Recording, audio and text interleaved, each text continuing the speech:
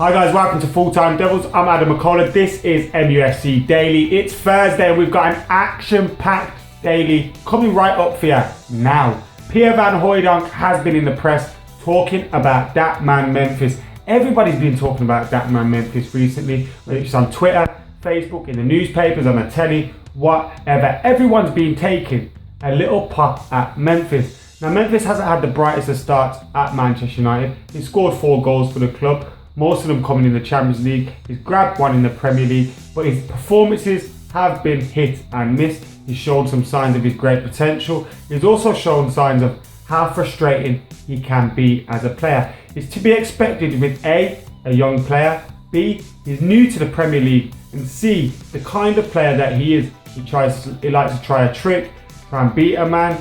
You know, he's one of those kind of wingers, Nani-esque, where he's going to frustrate you, but he can provide moments of magic. I do think he has more to his locker than Nani did though, and I think he has the ability to get that consistency to his game, and we all need to stick by him at Manchester United, whether it's the fans, the media, us guys ourselves on Twitter and stuff, putting that extra pressure on him. Now we hear about people like this talking about him, throwing a quote out there, and then the newspapers jump all over it. We've also heard other rumours such as Ryan Giggs has to have a word with him about his behaviour off the pitch.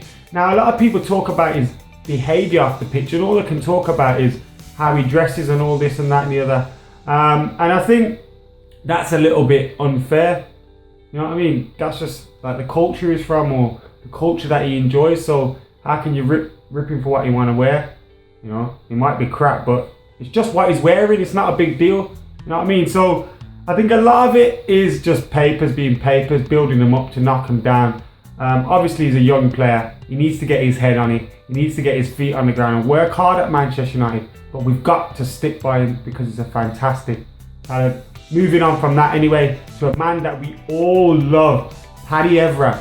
We've been talking about his move away from Manchester United and how it annoyed him. He's quoted as saying to French broadcaster RMC, "It's still hard to talk about my exit, but one day when my career is over, I'll be able to speak more openly about it. I came to Turin above all for my family because at Manchester they had inserted a clause in our agreement which changed the situation considerably. It really annoyed me." So not sure what that is, whether it was a clause, whether it was because he could only get 1 yearly contract, so they lowered his wages. I don't know, but it seems like things ended a little bit weirdly with Evra at the club and people at the club. And that's a shame because he's a great servant to the club. Everybody loved him, fans, players, teammates, staff, whatever.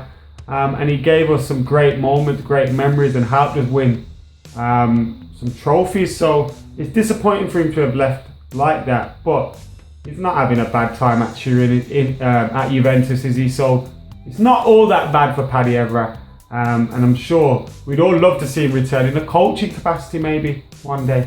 Anyway, moving on from that, Andy Cole, he's been talking about how he's impressed with the new number 9 at Manchester United, Anthony Martial. His first touch, his movement, his pace, the way he works the ball with his body. Andy Cole loves it all. He was speaking at the launch of the new era caps at Old Trafford and they asked him about Anthony Martial and Andy Cole loves him. Anyway, we're going to fly through some quick fire news at the end. Victor Valdez could be leaving in January, with Newcastle lining up a move for him after Tim Krul's injury. According to Sport in Spain, Manchester United made a bid for Jan Oblak in January of £26 million.